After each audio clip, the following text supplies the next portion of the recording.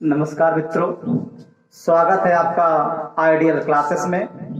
और क्लास 9 या कक्षा 9 विषय गणित आज सेकंड वीडियो आपके समक्ष प्रस्तुत कर रहे हैं। और उस दिन हम फर्स्ट वीडियो में वास्तविक संख्या, परिमेय संख्या यानी संख्याओं के बारे में अध्ययन कर चुके हैं। आज हम चैप्टर की तरफ बढ़ रहे हैं और हमारा प्रथम एग्जाम्पल है, नीचे दिए गए कथन सत्य हैं या असत्य हैं, कारण के साथ अपने उत्तर दीजिए। प्रथम है, प्रत्येक पूर्ण संख्या एक प्राकृत संख्या होती है। हमें कहना देना है कि प्रत्येक पूर्ण संख्या एक प्राकृत संख्या होती है। तो आपको एक दिन बताए थे कि पूर्ण संख्या क्या होती है। तो पूर्ण संख्या की परिभाषा बताए थे, वह संख्या जो यानी प्राकृतिक संख्याओं में जब जीरो को जोड़ दिया जाता है तो पूर्ण संख्या प्राप्त होती है। प्राकृतिक संख्याओं में जब जीरो को जोड़ दिया जाता है तो पूर्ण संख्या प्राप्त होती है। फिर कहता है कि प्रत्येक पूर्ण संख्या एक प्राकृत संख्या होती है। नहीं, प्रत्येक पूर्ण संख्या प्रत्येक पूर्ण संख्या एक प्राकृत संख्या होती है। तो क्या आएगा? नहीं। क्यों? क्योंकि जीरो प्राकृत संख्या नहीं है। प्रत्येक पूर्ण संख्या, तो पूर्ण संख्या की परिभाषा है 1 2 3, ये हुआ पूर्ण संख्या। और प्राकृत संख्या हो गई इतनी।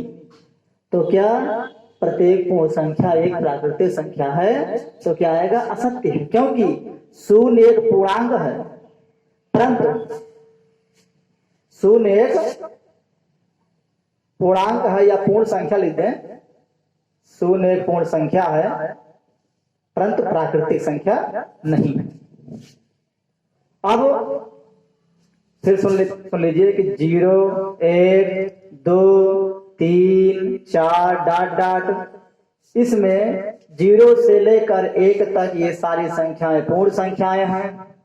और इसमें कहता है कि प्रत्येक पूर्ण संख्या क्या प्राकृतिक संख्या है? तो प्रत्येक पूर्ण संख्या प्राकृतिक संख्या नहीं होती है। क्यों?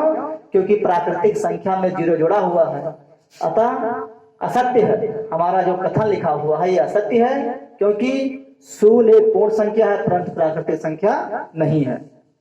अगला आपका है, प्रत्येक पूर्णांक एक परिमेय संख्या होती है। तो पूर्णांक मतलब पूरा अंक, और परिमेय संख्या का मतलब वह संख्या जिसको p बटा q के रूप में लिख सकें, जहां q does not equal to 0 और p और q एक पूर्णांक हों, तब वह होता है परिमेय संख्या। तो प्रत्येक पूर्णांक एक परिमेय संख्या होती है। जैसे मान लिख दिए 2 क्या है? एक पूर्णांक है। पूर्णांक का मतलब पूरा अंक लिखा हुआ है। तो क्या एक परिमेय संख्या है? तो हम 2 को लिख सकते हैं 2 बटा 1 लिख सकते हैं, 2 को लिख सकते हैं 2 बटा 1। तो 2 हो गया p और 1 हो गया q, यानी ये p बटा q के रूप में लिखा है। अतः प्रत्येक पूर्णांक एक परिमेय संख्या होती है।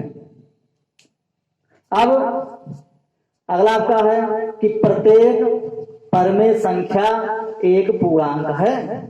प्रत्येक परिमेय संख्या, जैसे हम परिमेय संख्या की बात कर ले 3 बटा 5, तो 3 बटा 5 ये हुआ परिमेय संख्या। फिर सुन लीजिए परिभाषा, वह संख्या जिसको p बटा q के रूप में लिख सकें, वह संख्या जिसको p बटा q के रूप में लिख सकें जहां q does not equal to 0, ये होती है परिमेय संख्या। यानी p बटा q के रूप में लिखा हो और q 0 ना हो तो परिमेय संख्या होती है। और पूर्णांक की परिभाषा बताए, पूरा अंक, यानी इसकी परिभाषा है, जब पूर्ण संख्या में धनात्मक और ऋणात्मक संख्याओं का संयोग होता है तो पूर्णांक होता है। पहले वीडियो में बता दिए हैं हम कि जब पूर्ण संख्या में प्राकृतिक संख्या यानी पूर्ण संख्या में धनात्मक संख्या और ऋणात्मक संख्याओं का संयोग होता है तो पूर्णांक प्राप्त होती है। तो इसमें कहता है प्रत्येक परिमेय संख्या एक पूर्णांक है। तो नहीं, प्रत्येक परिमेय संख्या एक पूर्णांक नहीं हो सकती। क्यों असत्य है? क्योंकि 3/5 एक पूर्णांक नहीं है। हम फिर बता रहे हैं आपको एक बार कि अंक लिखा है 4/6, यानी इस 4/6 या 3/8 कर दें, और 3/8 लिखा हुआ है। 3/8 ये परमेय संख्या है। क्यों? क्योंकि ये पूरा अंक नहीं लिखा हुआ है। अतः प्रत्येक परमेय संख्या एक पूर्णांक नहीं होती है। और इसी का विरोधाभास लिखा हुआ है यहाँ कि प्रत्येक पूर्णांक एक परमेय संख्या होती है। प्रत्येक पूर्णांक, कोई भी गिनती क्यों ना लिखी हो, जैसे पहले गिनती लिख दिए 1000, लिख दिए। अब 1000 एक पूर्णांक है, तो क्या एक परमेय संख्या है? तो 1000 को हम 1000/1 लिख सकते हैं। अब ये है P/Q के रूप में हो गया। जब ये P/Q के रूप में हो गया तो यह पूर्णांक एक परमेय संख्या हो गई। 1000/1 ये P/Q के रूप में लिख गया तो ये परमेय संख्या हो गई। तो हम कह सकते हैं कि प्रत्येक पूर्णांक एक परमेय संख्या होती है, लेकिन प्रत्येक परमेय संख्या एक पूर्णांक नहीं होती है।